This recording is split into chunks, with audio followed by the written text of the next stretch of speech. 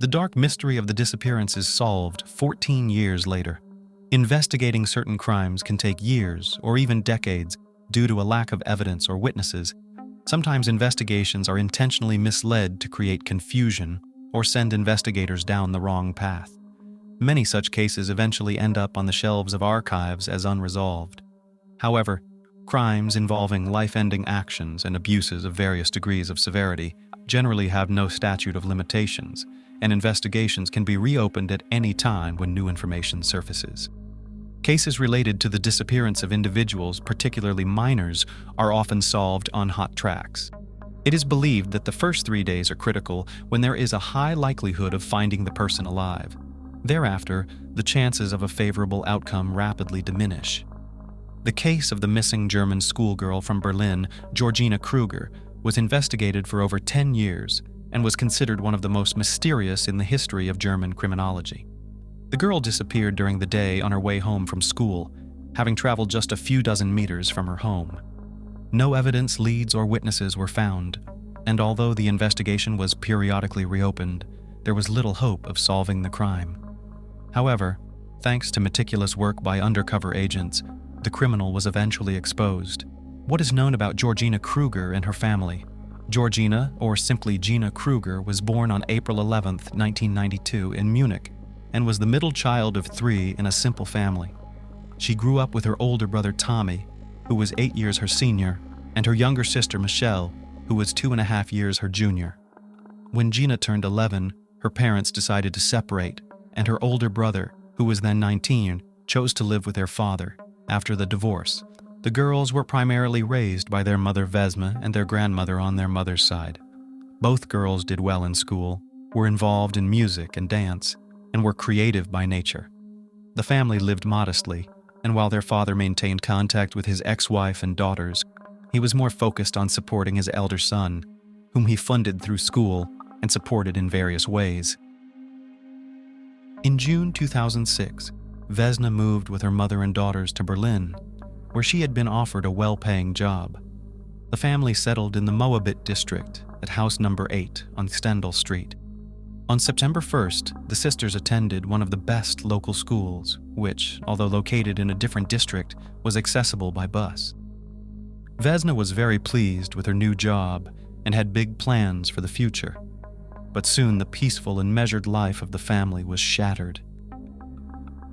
She dreamed of becoming an actress. From childhood, Gina loved to sing and dance, engaging in these activities seriously and with full dedication. Inspired by Indian films, she dreamed of an acting career and enthusiastically participated in school theater, as well as attending acting and stage speech courses. Teachers working with young Krüger noted that she definitely possessed the necessary talents, and thus predicted her future success and fame. Moreover, the girl had a bright, expressive appearance, a slender feminine figure, and was quite tall for her age. She took meticulous care of herself, keeping up with fashion trends, striving to dress stylishly, and used decorative cosmetics skillfully and intelligently. It's worth noting that Georgina applied makeup as well as professional makeup artists, often doing makeup for her friends and neighbors back in Munich. In Berlin, during the summer holidays, she actively attended various castings, trying to break into the big screen or television. She managed to appear in crowd scenes a few times, but these were very inconspicuous episodes. However, on Friday, September 22nd, 2006, luck finally smiled at her. She auditioned for a guest role in the television series, Turkish for Beginners, and her candidacy was approved. Gina was supposed to receive a call back on Monday, September 25th, to finalize her inclusion in the cast, discuss details, and invite her to sign a contract. The new beauty in town.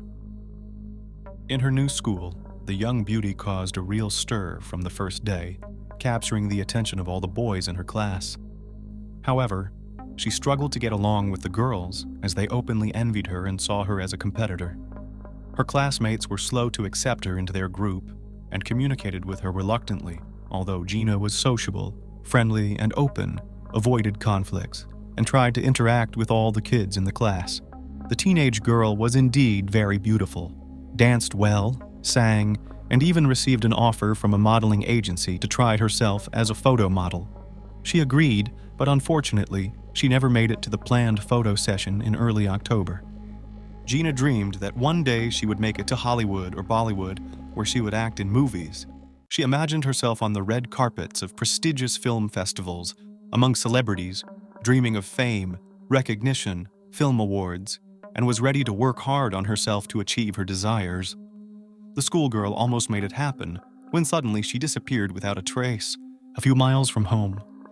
So the schoolgirl was awaiting confirmation of her role in the TV series, and she had no doubts about it. All weekend, Georgina could think of nothing else but the upcoming call from the studio, which was set to decide her fate. She was excited and inspired, already imagining herself on set and working on her lines. On Monday, September 25th, as usual, she headed to school in the morning. She was supposed to return home by 2 o'clock in the afternoon, and since the call was expected in the late afternoon, Gina asked her grandmother to answer all calls, promising not to linger anywhere. The day dragged on endlessly for Krüger. Her classmates noticed that she seemed tense, constantly checking the time, and unable to focus on her lessons. Since she hadn't told anyone about her participation in the casting, her anxious state was interpreted differently by everyone. When school ended, Georgina, having gathered her belongings, hurried to the nearest bus stop, got on bus number 27, which she rode daily, and headed home. After traveling 3 stops, she got off at Rue Rettenover, which was a short distance from her house. However, she never made it home, vanishing somewhere halfway from the stop to her apartment. Georgina Krüger was never seen again, neither alive nor deceased. Search for the missing schoolgirl. By 2 o'clock in the afternoon, the grandmother, who was waiting for the granddaughters to return from school, had prepared lunch and set the table. Georgina was supposed to return first, and Michelle a bit later, since she had additional classes at the music school that day. But the older granddaughter did not show up, which was very strange because she was eagerly awaiting the call and had no plans to stay out. When Michelle arrived home at 3 o'clock, the grandmother grew anxious and started calling Gina to find out where she had vanished, but the schoolgirl's phone was turned off. Subsequent attempts to reach her also failed. The anxiety grew, and when Vesna returned from work and learned that her daughter was missing and her mobile was unreachable, she realized something serious had happened. The first thing the mother did was call the school, where she was informed that Krüger had attended all her classes and had left by bus as usual. Then the woman contacted several of her daughter's friends, hoping that the girls had simply got caught up talking or had stopped at the cafe on their way home, but they said that Georgina was in a hurry and had headed straight home. The concerned women then went to the police station and reported the disappearance of the 14-year-old girl. However, the law enforcement initially took a skeptical view, suspecting that the schoolgirl might have gone on a date, visited someone among friends, or had an argument with a classmate and was sulking alone somewhere in a park. After exhausting all possible scenarios and verifying that the teenager was nowhere to be found in any of the anticipated locations, detectives began checking reports of accidents and calling hospitals, assuming that the girl might have encountered trouble, suffered an injury, or been harmed on her way home from school. But Gina had not been admitted to any hospital either. As the night approached, extensive searches and witness interviews began. It turned out that the girl was last seen at the bus stop when she exited the bus and turned onto the street leading to her home. The schoolgirl was dressed in blue jeans with wear marks, a light blue t-shirt, a denim jacket, and gray sneakers. She carried a pink sports bag with a long, wide strap, which contained her notebooks, textbooks, and her mobile phone. Investigators were able to track the girl's movements through her device's signal. She indeed spent the entire day at school, then boarded the bus and got off at her stop. But approximately halfway to her home, the signal suddenly disappeared and never reappeared. The search began on Stendhal Street, where the Krüger family lived. A search team with dogs trained to detect the scent of living or deceased humans was dispatched there. At that point, there was still hope of finding the teenage girl alive and unharmed. Vanished into thin air. Law enforcement checked every home, interviewed all residents and potential witnesses, inspected attics and basements, spoke with workers at local stores and cafes, but no one had seen Georgina, and even dogs could not pick up her trail. By the next morning, flyers with the schoolgirl's photos and requests for any information about her had been posted all over the city. Dozens of calls came into the police station reporting sightings of a similar-looking girl in different parts of the city, but unfortunately, all leads turned out to be false. Concurrently, investigators began to follow up on all previously convicted local residents, as well as those who had been released on bail. Special attention was given to criminals and those who had shown an unhealthy interest in minors. However, all these efforts yielded no results. The schoolgirls seemed to have vanished into thin air, not making it home. No traces or personal belongings were found, as if she had never existed at all. False lead. After several months of fruitless searching, the investigation was suspended as there were no leads, not a single clue, and no idea which direction to pursue. However, about a year after Georgina's disappearance, an anonymous call came into the police station, with the unknown caller claiming that the girl's body rested at the bottom of a nearby lake. Authorities were unable to identify the caller, but they clung to this piece of information and decided to investigate it. For several weeks, highly skilled divers combed the lakebed using advanced equipment. It can be said with certainty that they examined virtually every inch, but found no trace of Krüger. The lead turned out to be false, but it nevertheless rekindled public interest in the case. The media actively discussed and wrote about the missing girl again, so it was decided to conduct another search operation. The police re-interviewed neighbors and brought in search dogs, although it was clear that this would likely yield no results. The dogs had been unable to pick up the girl's scent on the day of her disappearance, so there was little hope for success after a whole year. Investigators were confident that the schoolgirl was no longer alive, but the Krüger family members refused to believe this. Vesna concocted a legend for herself, according to which her daughter had run away to India and was now starring in Bollywood films, dancing and singing as she had always dreamed. The woman consoled herself with these thoughts and continued to live for the sake of her younger daughter. The monster next door.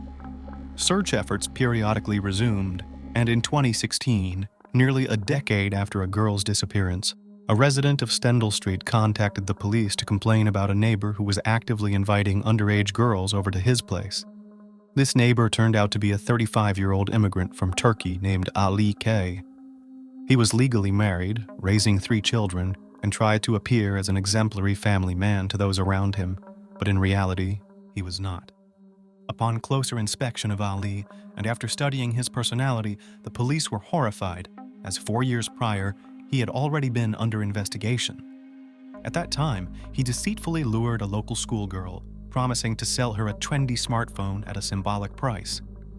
He took the girl to his storeroom, located in the basement of the apartment building, struck her on the head, and coerced her into intimate closeness. Afterward, he made the teenager swear she wouldn't tell anyone about what happened, then gave her a paper napkin to wipe her tears, and helped her tidy up before leaving. The girl promised to remain silent just to escape from the clutches of the monster, but as soon as she was free, she immediately told her parents about the incident, and together they went to the police to report the violent actions. The schoolgirl detailed the man's storeroom in the basement, noting that it looked more like a maniac's den. Ali was arrested the same day, but he vehemently denied his guilt and shared his own version of the events. According to him, he was indeed selling the gadget, and the girl herself expressed a desire to buy it. As the smartphone was in his basement storeroom, they went down together, and when the guest examined the device, she said that she had always dreamed of such a gadget, but since she didn't have the money, she was ready to pay in another way. Following this, according to Ali, the girl began kissing him and started undressing, and he, trying to reason with her, pushed her away forcefully, causing her to fall and hit her head. This explained the injury and bruises on her body, but the fact of intimate closeness could not be proven as the man had used a contraceptive, which he later disposed of. Ali's wife, Melek, fully supported her husband and also began accusing the girl of indecent behavior and attempts to seduce her husband. Ultimately, the man only received a suspended sentence for causing moderate bodily harm.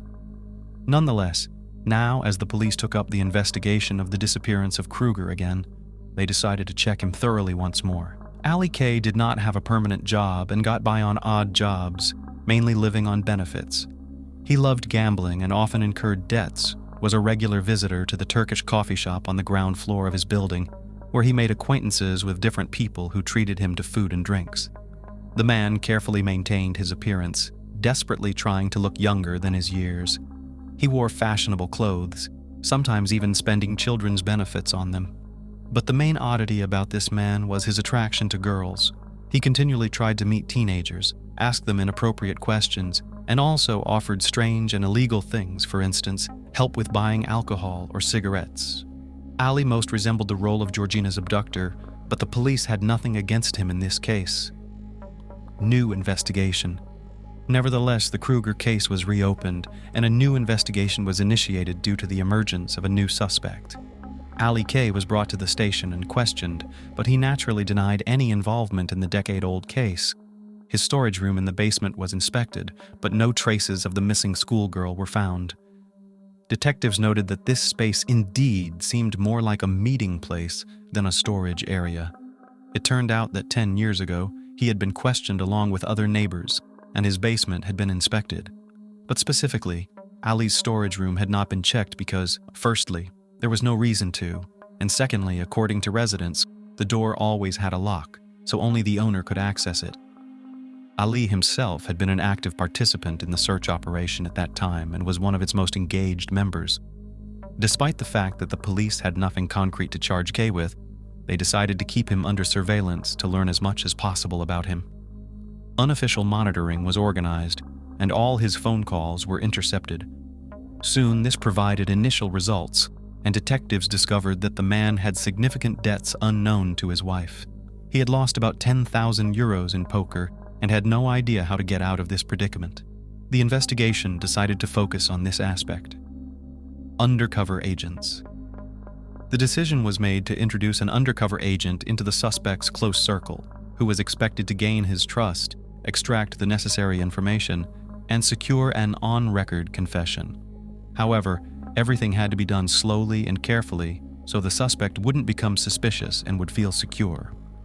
For this purpose, a special agent codenamed Hakan was prepared and sent in, posing as a successful businessman who had recently moved to the Moabit area to open a car service station. A couple of times he visited the cafe in Ali's building, where he loudly discussed business plans and details with a partner. As they left, the partner mentioned that they needed to find a manager soon, noting that it was a well-paying position and it was important to choose wisely. After these words, the second man left, and Hakan stayed to finish his coffee, when suddenly Ali approached and sat at his table. He took the bait and immediately offered himself for the manager position. A conversation ensued, which quickly turned into a casual chat, and the businessman noted that Ali might fit the role, then mentioned the salary. Ali's eyes lit up at the figure. He began dreaming of paying off his debts and buying the sports car he had always wanted. The men exchanged phone numbers, and from that day on, they began to communicate regularly, and their relationship quickly grew into a friendship. Hakan even started taking Ali on business trips to other cities, aiming to get closer to him and gain his trust. But this friendship had the opposite effect, as the suspect strived to appear as the best version of himself to his prospective employer. He boasted of his achievements, even the most minor ones, and preferred to keep silent about any wrongful acts. Several months later, realizing that the case was not progressing, the investigation decided to introduce another agent, this time a woman, who would play Hakan's girlfriend. This introduced Susan into the story, whose goal was to befriend Ali's wife, Malek, and try to uncover any secrets the husband might be keeping. It only took a few meetings for them to get along, after which all four started socializing as families. Malek was a sociable woman, but regarded her husband as nearly a saint. For years she had turned a blind eye to his infidelities, did not believe the schoolgirl who accused him of violence, and was convinced that her husband was a very good person, just unlucky with jobs. But now everything would change. Soon, Susan realized that Ali's wife wasn't just covering for him. She truly believed that he was simply incapable of harming anyone. The agents even decided to use a trick by spreading a rumor that there was progress in the Krüger case and an unnamed source had indicated where to find her body. Hakan left a newspaper with this article in his car, which Ali had started borrowing occasionally. Several cameras and recording devices were also installed in this car. When the suspect and his wife got into the car, She soon noticed the newspaper left behind, quickly skimmed the article, showed a bit of surprise that the case was still being investigated, and then indifferently put the paper aside. It became clear that Malek knew nothing about this. Otherwise, she would have inadvertently revealed herself. Good cop, bad cop. 6 months later, the investigation finally concluded that their plan had failed. The K family had become friends with the agents, even trusting them to look after their children, but no confessions were forthcoming. Ali strived to appear honest and upright, and his wife was simply unaware of the crime her husband had committed. Moreover, maintaining their cover was becoming increasingly expensive. They even had to lease a space for the supposed auto repair shop and signed a sham employment contract with the man to avoid raising his suspicions. The investigation then took a desperate last step by introducing another agent who would play a villainous role. According to the backstory, his name was Kor. He was Hakan's cousin, had a criminal record, and was running some underground business. It was hoped that Ali, meeting a kindred spirit, would open up and confess his sins. The men quickly bonded over their shared interests. Kor treated his new friend to drinks, and together they visited various clubs and houses of ill repute. The new friend confessed that he made money through not entirely legal means, and thus wanted to spend it indulgently, with Ali willingly helping him in this. Simultaneously, Kor constantly complained about his girlfriend, with whom he supposedly could not break up because she was blackmailing him and threatening to report his illegal business to the police. According to him, she constantly demanded money, and her appetites were growing.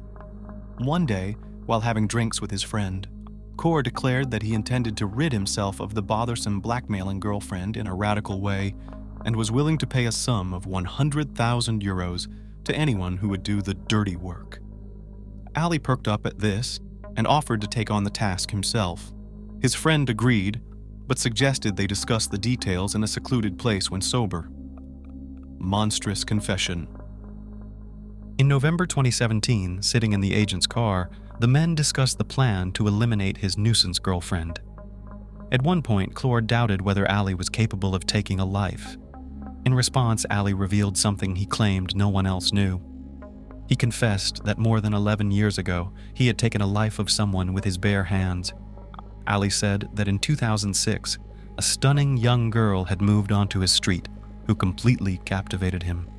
She passed by his house twice a day on her way to and from school, so he had memorized her schedule and would step out to greet her and pay compliments. Despite her young age, he described her as hot, and he burned with desire for her. One warm September day, when the girl was returning from school and the street was unusually quiet and deserted, Ali saw his chance. He asked a neighbor girl to help him move some items from his storage area, and she kindly agreed, not sensing any danger. Once they were in the basement, he locked the door and tried to kiss the schoolgirl, who struggled and screamed. He then knocked her unconscious with a blow to the head and took advantage of her. After the incident, afraid she might report him to the police, he decided not to let her go. He grabbed her throat with his hands and squeezed as hard as he could. Ali described the process in detail, explaining how he felt the crunch and sensed the pulse in her neck fade away. The girl's body lay in the basement for several days, so if the search team had looked into his storage area, they would have immediately uncovered the perpetrator. But no one suspected anything, and once the commotion had died down, he wrapped the body in an old rug and disposed of it in a garbage bin, which went directly to the landfill. Ali's confessions were recorded on a camera installed in Kor's car, and by the evening of that same day, he was taken into custody. Unfortunately, the girl's remains were never found, as the waste of a landfill was regularly incinerated, and her body was essentially cremated. The trial and verdict. The hearings in this case lasted another 2.5 years before a final verdict was delivered to the criminal. He adamantly denied any wrongdoing, claiming that he had fabricated the entire story to gain Cora's trust. But in reality, he planned to rescue his girlfriend by turning in his friend to the police as soon as he received the money. No other evidence was found besides the criminal's own confession. However, his detailed and vivid account was enough to convince the jury of this man's guilt. In March 2020, nearly 14 years after Georgina's disappearance, Ali K was sentenced to life imprisonment with no possibility of ever being released. His wife, Melek, never believed in her husband's guilt, convinced that he had implicated himself while pursuing a noble cause. It's often said that life really begins after 40.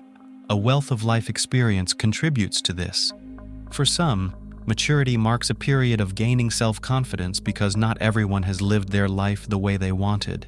For example, some people didn't know themselves or their true desires, so they followed others' advice instead. Or they might have chosen the wrong life partner. A fear of social judgment often led to taking the path of least resistance. Sometimes with age and the realization that half of one's life has passed, comes the liberation from old fears and complexes. For such individuals, turning 40 is a sort of blossoming. Once the kids are grown, they can spend more time on themselves, leave past relationships behind, and try to start new ones. Georgine Krüger, a 42-year-old woman in our story today, believed this as well. But her new hopes did not come to fruition. On December 3, 2011, Georgine was found on the bedroom floor of her own home. She was lying on her back in a provocative pose. On her stomach was an erotic massager. It was clear that someone wanted to posthumously disgrace her. There was no doubt among the police that she had been criminally taken from life. Her body bore bruises and scrapes everywhere. Later, a medical examiner reported that some injuries were caused by the use of a stun gun. Other evidence suggested her body had been moved. However, the cause of Georgine's demise was strangulation. Detectives faced a tough task. They needed to establish the last hours of this mother of five's life and find the criminal.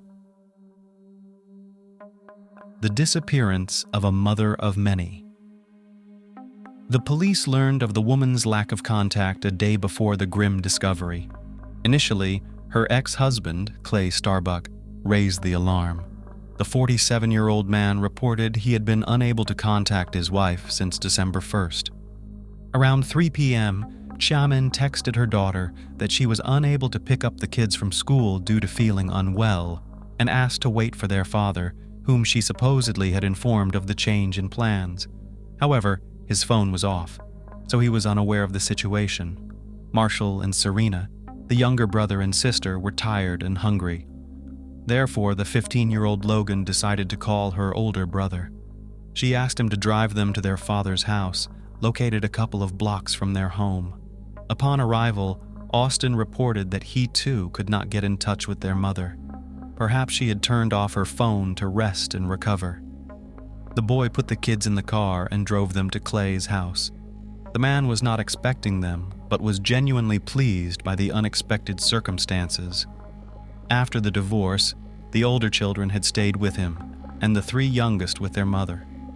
Therefore, the father decided to enjoy their company and did not disturb Georgine. Moreover, such incidents had happened before with her.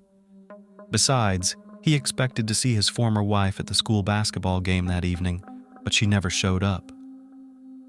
On December 2nd, Mr. Starbuck drove the children to school and headed to his ex-wife's home.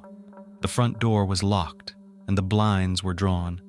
Since he didn't have a spare key, he tried to enter, but was unsuccessful. Clay then sent a message stating that if Georgine did not show up by 7 p.m., he would contact the law enforcement. After waiting until the agreed time, he went to the police and explained the situation. 2 sheriff's deputies went to the provided address, but, finding nothing suspicious, returned. The officers suggested waiting another day. If she didn't make contact by then, he should come back. Disappointed, Clay went home and waited for news. The next day, he went to the station again. Unexpectedly, they told him that his wasn't the only report. A friend and Georgine's mother had also been unable to reach her. This was uncharacteristic of her.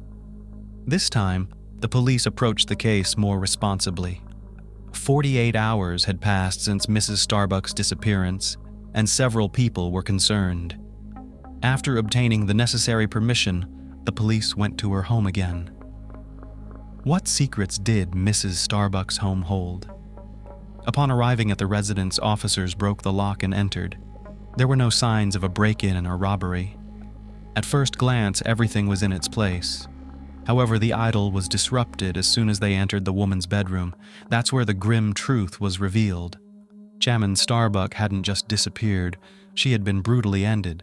It appeared she had just gotten up. Her bed was unmade, the blanket lay nearby.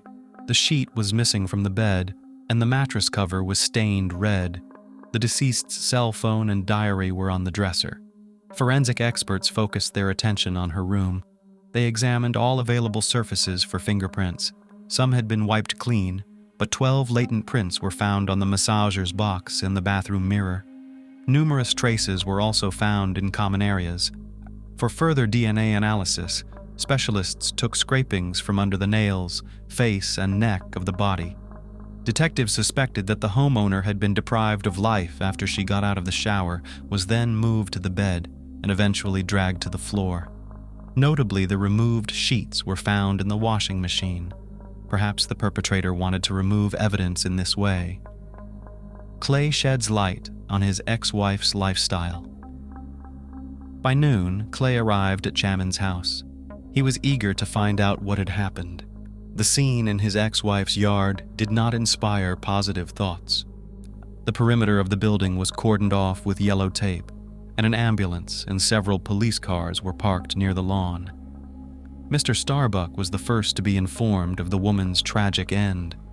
The detectives needed to gather any information about the victim and her lifestyle. Therefore, after the ex-husband managed to calm down a bit, they questioned him. He explained that they had an arrangement. Every morning he picked up the younger kids and took them to school, and she picked them up after school. However, this routine was sometimes disrupted. That happened on the morning of December 1st, when his car broke down a couple of blocks from home.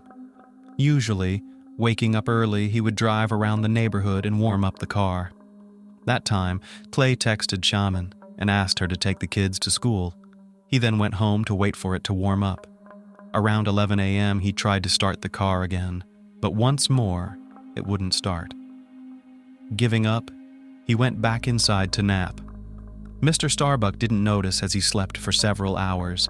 During that time, his cell phone died. To substantiate his claims, he showed the correspondence with his ex-wife. At first glance, everything added up. Moreover, Clay was very cooperative, handing over his cell phone, DNA material, and fingerprints. He also confessed that he had been worried about Chamin because the divorce had changed her and made her more vulnerable. When officers asked him to elaborate, he shared that, being single, the woman had registered on a dating site. As she remained attractive, she had a wide circle of admirers. According to Clay, she might have been seeing some of them simultaneously. Following his logic, one of these lovers might have sent Chamin to the afterlife. Unfortunately, he couldn't name anyone, as he didn't have such information. Throughout the conversation, Starbuck desperately cried. He explained that it was difficult for him to accept the fact of his former lover's death and to speak of her in the past tense. After recording his statement, the officers sent the man home. Poor guy had to tell the children about their mother's death. Beginning of the investigation. The case involving Chamin Starbuck's demise was gathering momentum. Investigators questioned the Starbuck family's neighbors, focusing on every detail, especially reports of unfamiliar people and vehicles in recent weeks. An autopsy confirmed a chest trauma consistent with the use of a stun gun and also revealed that she had 10 broken ribs. The injuries inflicted upon her head and body were severe and likely caused by a blunt object. The external appearance of the injuries made it difficult to determine the exact time of death. The expert estimated that her life was ended sometime between December 1st and 2. Scratches on her body suggested she had been moved. Because her neck bone was broken, the medical examiner stated that something soft was used during the act of strangulation, possibly a hand, a towel, or even a sheet. A slight clarity in the case emerged from the body samples taken, including male DNA, suggesting that the suspect might be among her close male acquaintances, starting from her ex-husband to secret admirers. Chamin's darker side. Hoping to catch his former wife's perpetrator quickly, Clay Starbuck cooperated fully with the investigation. He underwent an examination during which he agreed to document any injuries and damages. Detectives speculated that the perpetrator might also have sustained injuries during the struggle. However, no such injuries were found on Clay's hands. Following him, the 21-year-old Austin and 18-year-old Blake were also examined. Questions arose only regarding the older son, whose hands bore old cuts, but these were attributed to his job in a window manufacturing plant. During conversations with the children, some facts were established that were later clarified. Many of them knew that after the divorce, their mother often went on dates with men and did not approve of it. The teenagers had even seen explicit photos on her laptop, which led them to speculate that she might have been targeted by a predator operating online. It was clear that everyone loved their mother and were deeply shaken by her departure. However, they disagreed with the changes in her life. In a follow-up interview, Clay was more articulate. He blamed Shannon for the family discord. While he was away on business trips, she frequently saw other men. He even admitted that he suspected that Marshall might not be his son. Nevertheless, he loved him as his own. In his view, after their relationship ended, Shannon started to indulge excessively and not appropriate for her age. He disapproved of how she would drop the kids off at his place when going on another date, among other things. However, by this point, the investigators had managed not only to talk to him and the children. Having interviewed Shannon's relatives and some friends, the detectives formed their own picture of the deceased and her family. The rise and fall of the Starbuck family. Shannon was born on April 19, 1969, in Anderson, Indiana. She was the youngest in her family, spending her childhood with two brothers. Over time, her parents divorced and started new families, giving her additional siblings. From a young age, Shannon dreamt of creating a large and loving family of her own, a vision strengthened by her active participation in church and deep faith. She grew up modest and kind-hearted, with a passion for drawing, which earned her numerous awards and prizes. At the age of 20, she met 25-year-old Clay Starbuck. Their paths crossed in Florida, where Shannon had moved with her family in her youth. Clay, originally from Alaska, was vacationing in one of the warmer states. They met at a party hosted by mutual friends and immediately took to each other. That evening, Shannon learned a lot about Clay, including that he had continued his education at a school for diesel mechanics in Colorado after high school, then returned home to work on the Trans-Alaskan Pipeline, making a good living. However, she discovered he was already married and had two beautiful children from that union. Shannon was not deterred by his complicated past. In fact, she saw it as a positive, believing that it gave him valuable experience for married life. The couple married soon after. The newly minted Mrs. Starbuck moved in with her husband, initially struggling to adapt to the new environment and weather, but quickly settling in. However, married life wasn't as idyllic as Shannon had hoped, with Clay often away, leaving her to manage the household alone. Yet love gave her strength, knowing that his work shifts would eventually end, and he would be back by her side. Meanwhile, she embraced motherhood with his children from his first marriage. It wasn't long before they had their own children together, first a son named Austin, and 3 years later, a brother for him named Blake. In 1996, their family grew again with the birth of a much-awaited daughter, Logan. But with Logan came challenges. She was diagnosed with autism spectrum disorder at a young age. Shannon embraced her daughter's diagnosis with grace and became her best friend. Later, another daughter brightened the Starbucks life, whom Clay named Serena. Shannon devoted her time to her children, overseeing their health, education, and church teachings. She was known throughout the community for her hobbies, cooking, and crafts. Yet, she was so immersed in her role as a caring mother and loving wife that she didn't notice when her husband began an affair at work. This was a tremendous shock to her, perceived as a deep betrayal. Consequently, in 2000, she filed for divorce, marking a new chapter in her life. Still harboring feelings for her ex-husband, she decided to move to Arizona to dull the pain of their painful separation by starting a relationship with another man. However, this attempt failed as Shannon realized she still loved Clay, who was also reaching out, asking her to return. Convinced he had repented, she gave him a second chance. In 2001, the couple welcomed their son Marshall, their fifth child. Yet, Instead of solidifying their marriage, he became a new point of contention. Even a formal remarriage in 2006 could not save their fractured relationship. Awakening. 6 months later, they moved to Deer Park in Spokane County, Washington. Clay found a suitable house for their large family. He continued to work at his previous job, so he was away most of the time. Shannon, left to manage the household and kids on her own, took them to movies, theaters, and parks, and organized home parties. However, doubts and distrust poisoned their marriage, further impacted by the long separations and breaks in their relationship. Ultimately, in 2010, the couple permanently separated. Crossing into her 40s, Shannon began to rebuild her life, holding on to hope that she might still experience the joy of love. She resolved never to give up or repeat past mistakes. Even when Clay suffered a serious injury, she chose not to return to him. Nonetheless, she supported her ex-husband and provided whatever help she could. In February 2011, Clay left his job and settled permanently in Deer Park, staying close not just to his children, but to Shannon as well. He still hoped she would return, but she did not share his view, and finally finding freedom, she enjoyed it.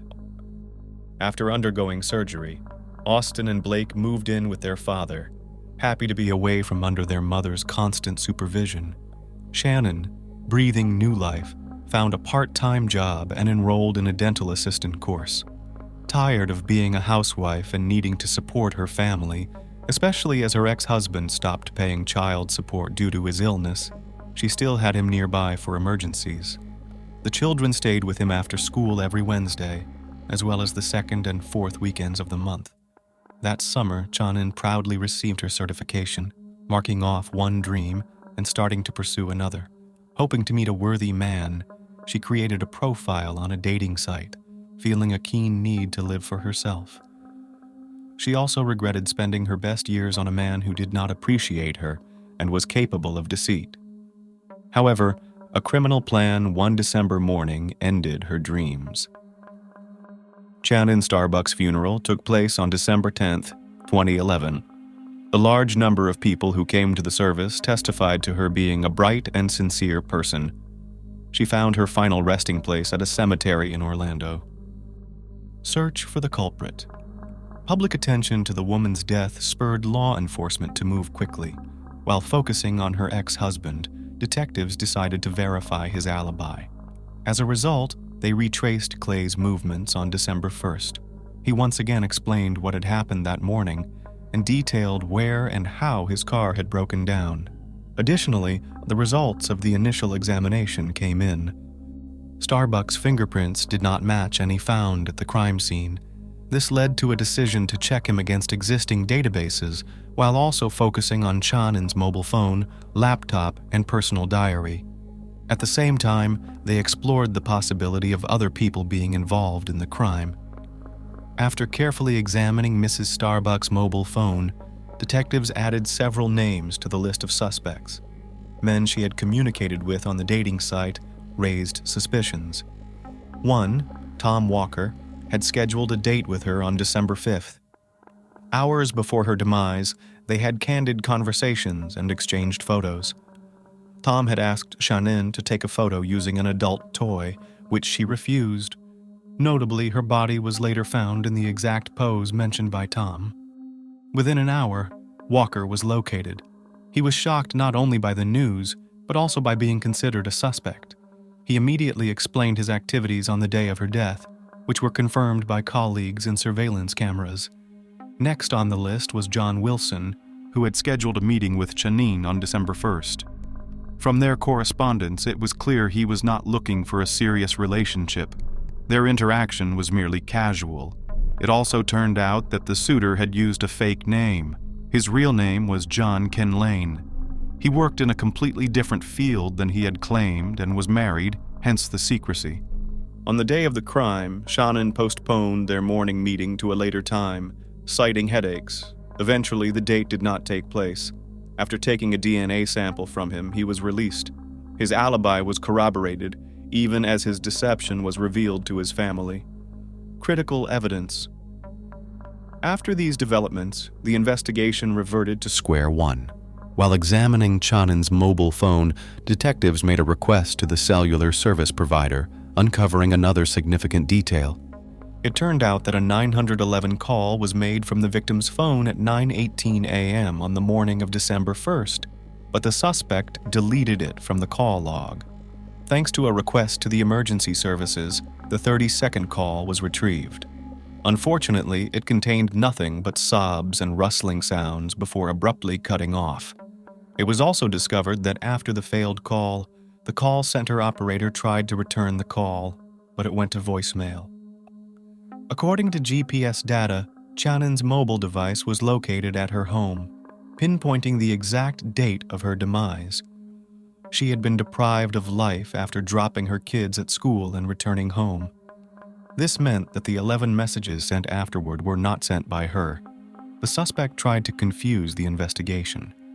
Moreover, he was close to the Starbuck family, as he used a nickname for the youngest son, calling him Marsh in the correspondence. After this information, Clay's statements underwent further scrutiny. He had sufficient motive for ending his ex-wife's life, divorce. Not all partners accept new realities with dignity. Moreover, he had a perfect opportunity, knowing her daily routine. Thus, authorities decided to again track the suspect's car route, this time using street surveillance camera recordings. This is where officers' suspicions took shape.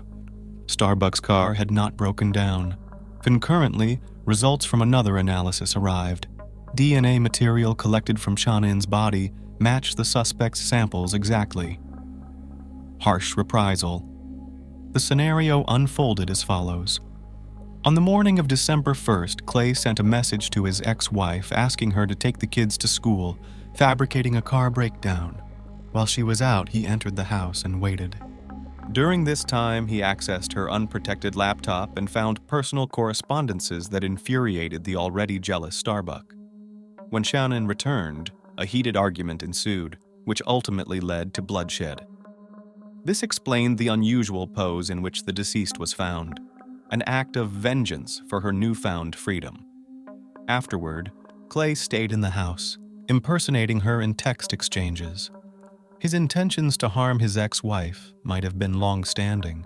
Now, a friend's words to detectives took on new meaning. During a conversation, she mentioned that Clay and Chanin's relationship was far from what it seemed. Chanin had confessed in candid conversations that she was tired of his constant control and criticisms.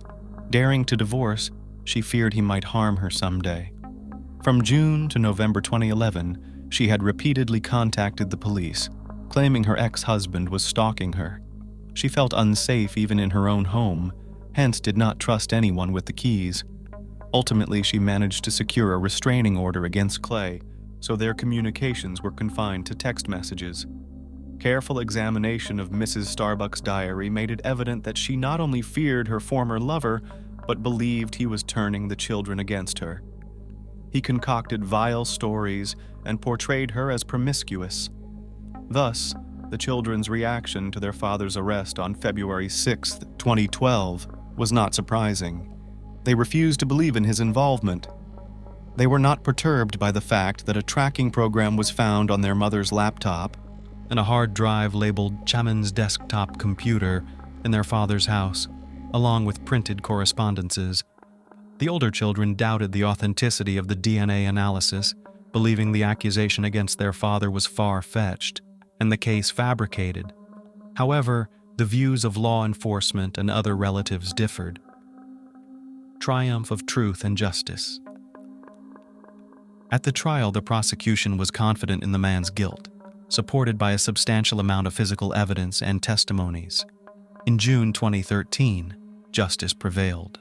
Clay Starbuck was found guilty of first-degree deprivation of life under aggravating circumstances and disrespect to human remains. He was sentenced to life imprisonment without the possibility of parole.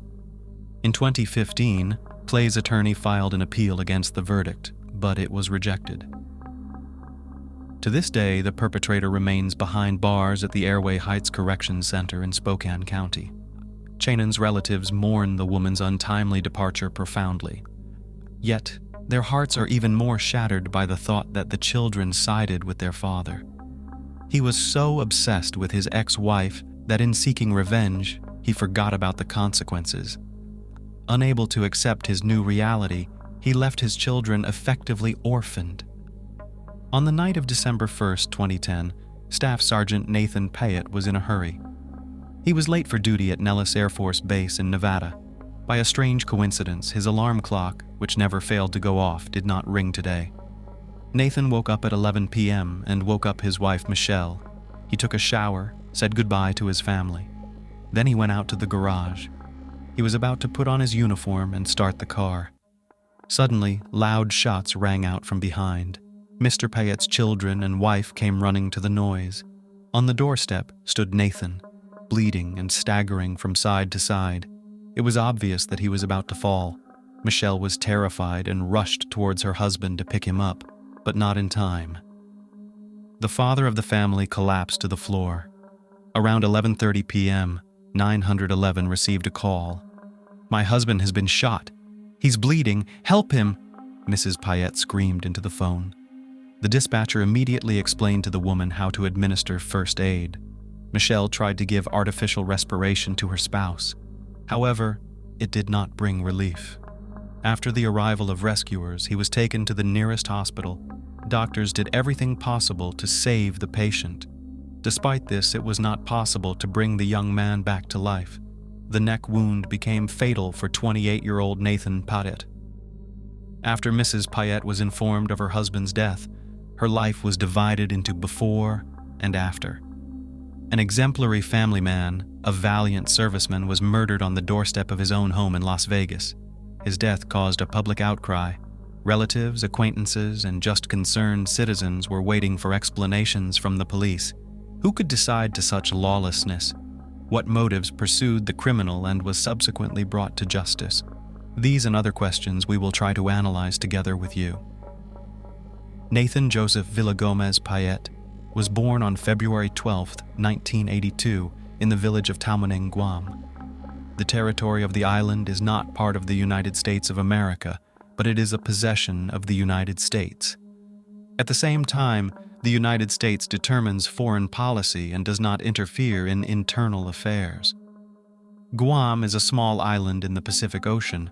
Due to its paradisiacal beauty and historical past, this area is especially popular among tourists.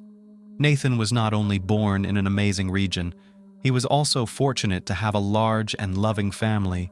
He had 3 brothers, Matthew, Anthony, Eric, and 1 sister, Carmela.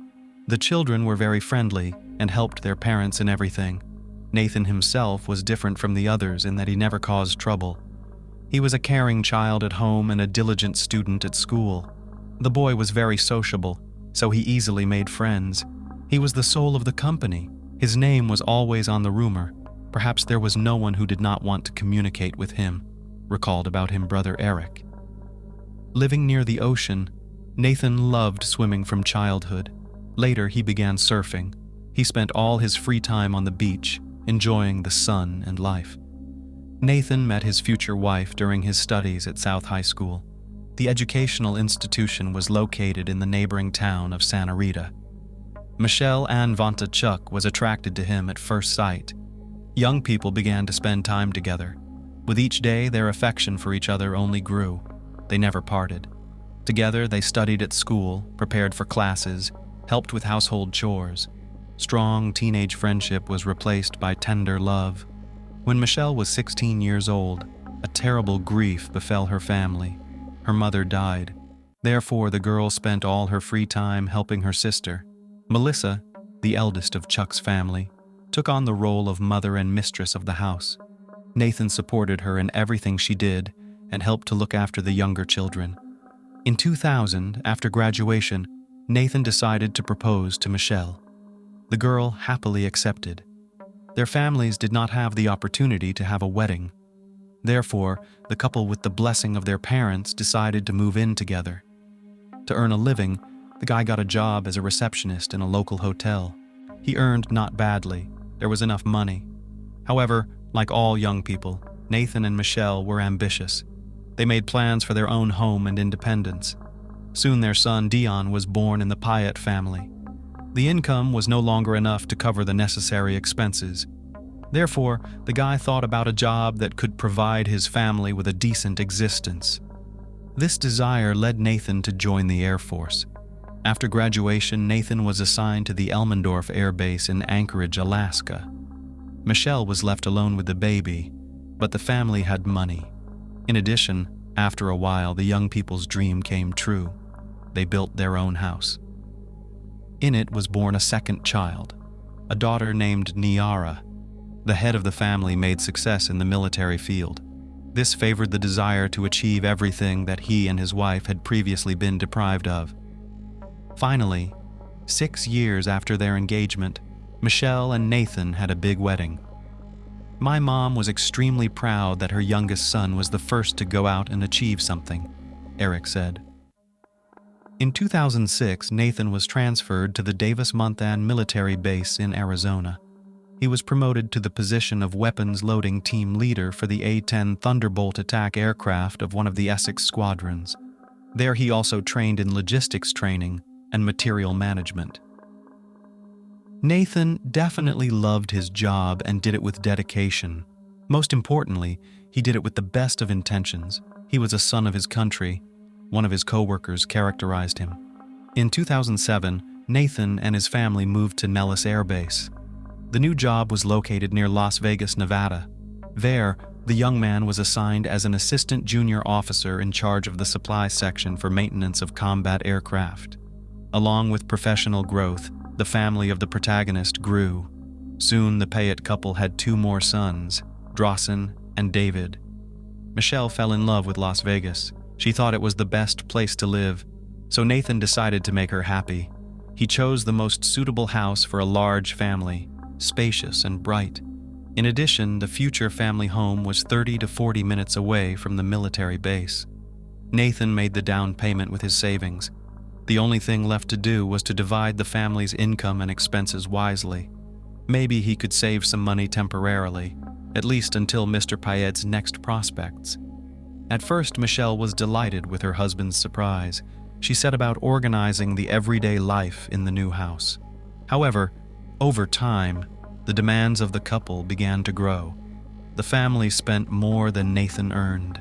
The happiness of buying a new house began to fade. It is well known that financial difficulties have ruined the relationship of more than one couple. Nathan and Michelle were no exception to this axiom. The man realized that the deplorable situation had to be corrected. Therefore, in mid-2009, when the USA was at war with Iraq, Nathan enlisted as a volunteer. His departure took 6 months. During this time, the family's condition improved considerably, which Nathan could not help but enjoy. After a short rest at home, Sergeant Payet decided to return to Iraq. While Nathan was risking his life, Michelle was overcome by anxiety. She had intrusive thoughts. The prospect of being alone with 4 children frightened her. Accustomed to a certain standard of living, she found it hard to imagine otherwise. To take her mind off her worries, Mrs. Payet took a job. The firm that took the new hire was a corporate credit card telemarketing firm. Employment brought variety and new acquaintances to the woman's routine. In addition, Michelle wanted to have her own safety cushion. She did not rule out having her own business in the future, so she actively engaged in self-development. She began to attend the School of Aesthetics. Everything went on as usual while Nathan was at home. When he left, Michelle became bored. The birth of the children, the endless travels, and her husband's service cooled the relationship between the couple. Nathan was away for long periods of time, and Michelle wanted to be loved and desired, so she took a lover. It became her colleague, Michael Rudolph Rodriguez, 31-year-old handsome and a local womanizer. Plus, the man was devious and dishonest. He spent 2007 in prison for forgery and attempted theft. Michelle couldn't resist Sweet Rudy. That's what they jokingly called Michael behind his back. By the end of 2009, Nathan returned home. It seemed that the distance and the ordeal went in favor of the family relationship. However, this was not the case. The wife was playing a double game. She did not want to lose her husband, having an infatuation on the side. Therefore, she tried to please him in every way. Nathan was fascinated by the changes that had taken place in her appearance and character. The children had been growing up without a father for a long time, which had a negative impact on their education. He decided not to leave his family for a long time. It did not occur to him that the striking changes Michelle could be associated with treason. So pure and faithful was Nathan himself. In Las Vegas, a man found a good way to earn money. In order to get double pay, he started working night shifts. In addition, Nathan took up private teaching. He developed training for simplified baseball for young children. As for Michelle's pretense, it didn't last long. As soon as the usual standard of living began to fall, the spouse changed her attitude to the opposite. After a while, the problems in the couple's relationship went beyond. At Thanksgiving in 2010, the young family was visited by brother Eric and his wife Veronica. For the first time, the guests sensed the tension between the Payets. They had changed beyond recognition. It seemed that the former feelings between Michelle and Nathan completely disappeared. The couple could not hide from outsiders not only personal, but also financial problems, almost empty pantry and refrigerator. A week later.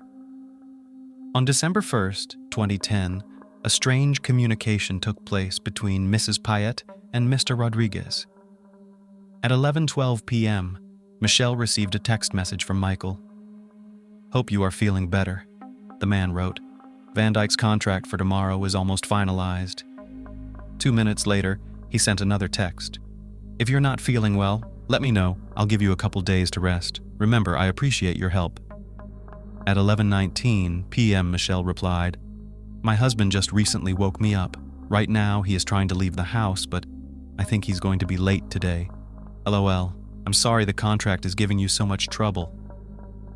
A couple months before the tragedy, Michelle didn't want to be with Nathan, nor was she going to leave him, because she realized that breaking up wouldn't do anything, except headaches and empty pockets. "I don't think he will forgive me and support me after the divorce," Michelle thought. "The alimony would hardly be enough for a normal life." In addition, Mrs. Payet was aware of her husband's military insurance. In the event of his death, payments totaling about $65,000 were due to the wife. These sinful thoughts did not give rest to the woman's sick mind. One day she shared them with Michael. Surprisingly, he was intrigued. So the terrible idea of Nathan's former lover turned into a coming plan. Mr. Rodriguez knew that Michelle and he could not do it alone. It was too complicated. So he enlisted his friend, Corey Alexis Hawkins, in the criminal scheme. The 33-year-old mercenary had about 9 convictions, each one of them related to theft or fraud. Corey was a hardened criminal, so he agreed to help on the condition of a substantial reward. He estimated his participation at $20,000. After thinking hard, Michelle and Michael agreed. A little later, a couple more people joined their group: 23-year-old Jessica Austin, Corey's girlfriend, and her friend Shannon. By the way, Jessica's friend was not particularly intelligent. She earned her living by starring in adult movies. Shannon was offered 5% of Corey and Jessica's royalties for her help. The fabulous money turned the woman's head. The original plan was to shoot Nathan in his Chevrolet Tahoe. After that, the criminals intended to drive the car with the man's body and leave it in the parking lot of one of the apartment complexes. Jessica had to buy the things necessary for the crime: men's gloves, a car cover, and a fragrance. Shannon's job was to provide an alibi for Michael. If anything, she had to confirm that on the day of the murder, Michael was by her side. On December 1st, 2010, Michelle felt ill. She deviated from her usual schedule and reported home at around 5:30 p.m. Michelle did not normally arrive so early. Her classes at beauty school were ending late, around 10:40 p.m. Mrs. Payet's foot crossed the threshold of the house just 5 minutes before Nathan left for work. On that unfortunate day, Michelle saw her husband sleeping on the sofa. She woke him up and suggested that they go upstairs to lie together. He didn't object. That was the last night the couple spent together. Late for work, Nathan went downstairs. Just at that time, Michelle was corresponding with Michael. In order not to arouse suspicion, the accomplices corresponded using code words. The instigator himself, along with his accomplice, was sitting in a black Cadillac SRX. The car was parked just ahead of the future victim's house. The perpetrators wore latex gloves so as not to leave any traces. Michael realized that the sergeant's military training could play into the latter's hands, so he decided to take him by surprise and approached him from behind. Michael drew his pistol and shot Nathan 5 times in the back. Michael quickly ran out of the garage, got into his car, and drove away. The perpetrators then fled to a previously prepared place. They burned the clothes in the fireplace and disposed of the rest of the evidence. After that, Michael with Shannon went to the hotel. In this way, the couple wanted to create an alibi. In parallel, Jessica engaged in the thorough cleaning of the apartment in which they stayed. Together with the emergency services, police officers arrived at the scene. They were stunned by what had happened. The neighborhood where the Payette family lived was considered one of the exemplary ones. Detective Todd Williams first decided to examine the scene of the shooting. The garage door was unlocked. There was a noticeable odor of iron inside the room. Blood was smeared on the walls in the car, and traces of it were also visible on the floor. Next to Nathan's uniform were his keys and wallet. Since the valuables were untouched, a robbery murder was ruled out. After examining the scene, Detective Laurie Anderson decided to talk to the victim's wife.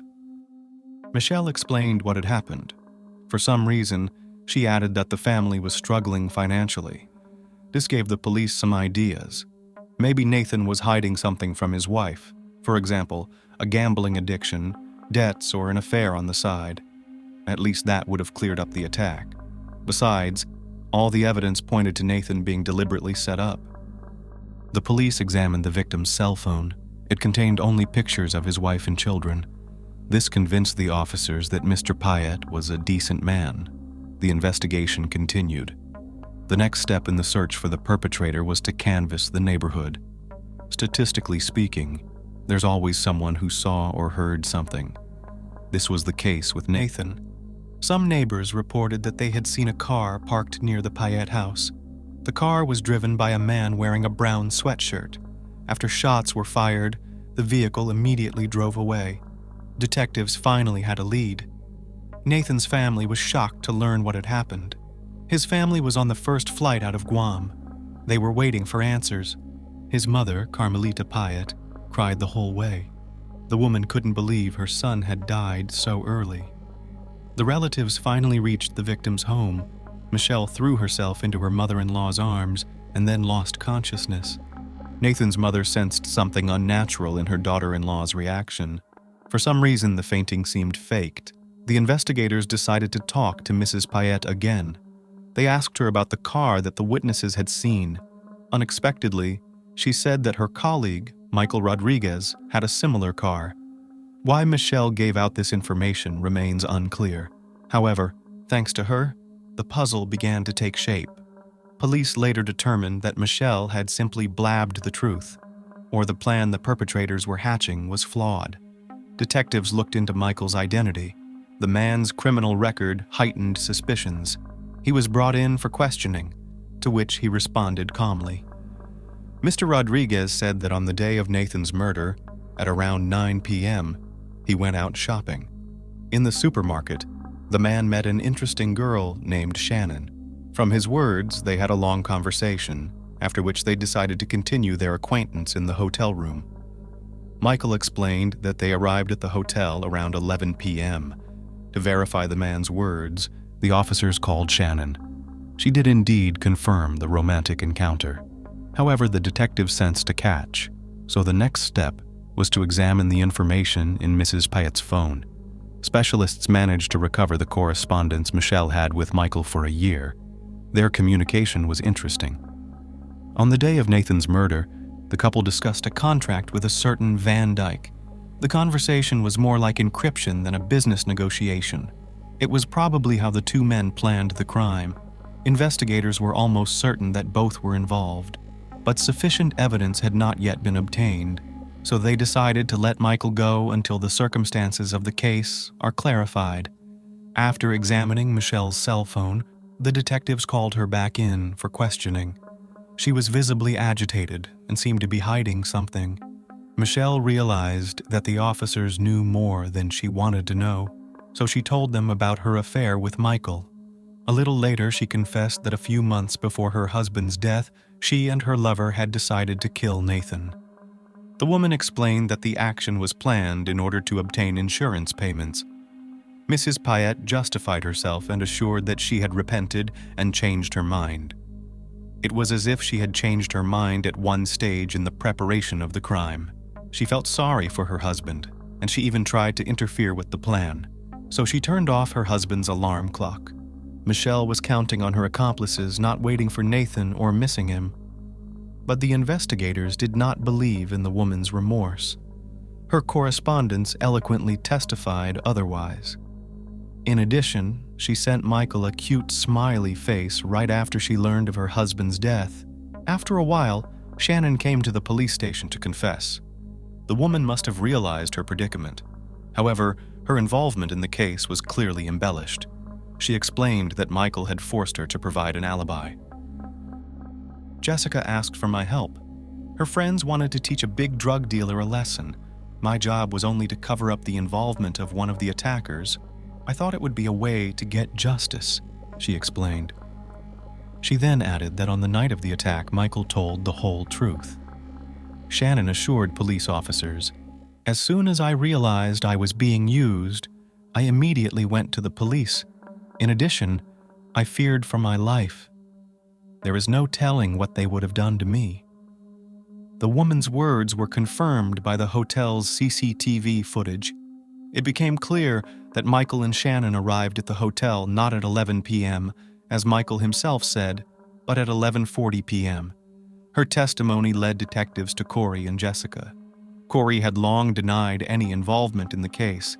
He knew what a guilty plea would do to a repeat offender. But Jessica did reveal her role in the sinister plan. To honor the young sergeant's memory, Nathan's family and friends gathered on December 7, 2010, in the chapel at the Nellis base. Michelle decided to skip the ceremony. She was clearly not in the mood for it. Many comrades remembered the man's stamina and military hardiness. The commander of the squadron told about the feats he had accomplished for his country and his family. Everyone characterized Nathan as a reliable comrade in arms. At the same time, they noted his modesty and decency. In his speech, Eric Pyatt recalled, "My brother has always been an example for me and the rest of my family. He truly loved life, was devoted to his wife and children. Everything Nathan ever did, he did in the name of his homeland, love, and friends." On December 9th, the remains of the slain man were transported to Guam. On December 15th, a requiem mass was held at St. Francis Church in Tamuning. Military honors were paid to the sergeant at the Piti City Cemetery on the island of Guam. His funeral was spectacular. The cortege consisted of 36 motorcycles. Upon arrival at the burial site, 6 officers carried out a casket covered with a U.S. flag. Afterward, 21 shots shook the sky. Nathan Pyatt was given a hero's farewell. Michael Rodriguez, Corey Hawkins, and Jessica Austin were arrested without bail on December 8, 2010. The next day, the same fate awaited Michelle Payette. The police feared for the mental state of the accused. She was placed under surveillance to prevent her from committing suicide. On January 4, 2011, in Clark County District Court, the 4 accomplices were read the charges. They were charged with conspiracy to commit murder and robbery with a firearm, and murder with a firearm. Michael and Corey were additionally charged with possession of a firearm. The trials dragged on for 3 years. Some of the defendants denied involvement. Armed with a strong defense team, the defendants filed more than one motion. Their aim was to exclude certain evidence and proofs from the case. However, the court rejected all the applications. They only delayed the inevitable punishment by postponing the sessions from one date to another. On September 21, 2015, the trial for the murder of Nathan Pyatt did take place. Michael Rudolph Rodriguez was the first to stand trial. To avoid the death penalty, he pleaded guilty. On September 29, 2015, the man was sentenced to life in prison without parole. Michael's appeal of the sentence was denied. At the time the sentence was announced, the defendant expressed no emotion. Apparently, he did not regret the crime he had committed. The trial of Michelle Payet took place in a Las Vegas court a month later. The woman continued to insist that she had changed her mind about killing her husband. When the judge allowed Michelle to say a few words in her defense, she turned to the parents of the murdered man. With tears in her eyes, she apologized to them. "I loved Nathan and our children. I was very confused and made a big mistake," Michelle pronounced and once again fainted. The prosecutor said she did not believe the defendant wanted to thwart the conspiracy. There was a lot of evidence to the contrary. No one could understand how a woman, a mother of 4 children, could become so cold-blooded. The judge sided with the prosecution. Michelle was clearly involved in the crime, at least more than she claimed in court. Michelle soon pleaded guilty to conspiracy to commit murder and first-degree murder with a firearm. This helped her avoid capital punishment. The Payet family also asked the court not to impose the death penalty on the former relative. At the end of the hearing, the judge called Michelle's crime incomprehensible and unfathomable. In October 2015, it was the turn of a third defendant, Corey Alexis Hawkins. The man also agreed to a plea bargain to avoid the death penalty. Corey was sentenced to life in prison. His attorney's petition to ever get parole was denied. The judge reasoned that the defendant helped plan the crime and was nearby at the time of the shooting. Jessica Austin also took a plea deal with prosecutors. She was later charged with conspiracy to commit murder. In March 2016, Michelle was given her final sentencing. She once again cited her unstable emotional state that led her to commit the crime. She again asked Nathan's family to ever forgive her. Carmelita Payet was a deeply religious person. She could see that her former daughter-in-law was remorseful for what she had done and was truly tormented by remorse. Her soul needed forgiveness. Therefore, Nathan's mother forgave Michelle in the courtroom. Afterwards, she added that the most important punishment in life, Michelle had already suffered. "Your children don't want to see you anymore. They're afraid you'll do to them what you did to their father," Carmelita explained. "Our family does not pursue the principle of an eye for an eye," Eric Payet informed her. "I think Michelle was shaken by her mother-in-law's words. Her family will move on without her, and the children will grow up knowing their mother is a murderer." Eric's wife, Veronica, also asked to speak out. She told Michelle that she hated her, after which she added that the relative dishonors the family name she carries. In pursuit of greed and the love of a man she didn't know, Michelle destroyed her family. She became the murderer of the man she once loved immensely, with whom she shared a bed and built a future. Could Michelle have imagined how her unbridled ambition would turn out? Hardly.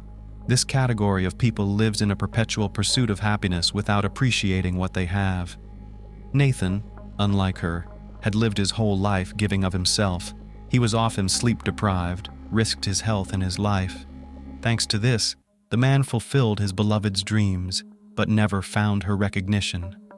The children of the Payet family will remain traumatized for life. They will hardly be able to create strong families and socialize. The painful experience of their parents will remain in front of their eyes for the rest of their days. There is only one good thing about this story. The 4 criminals will stay where they belong.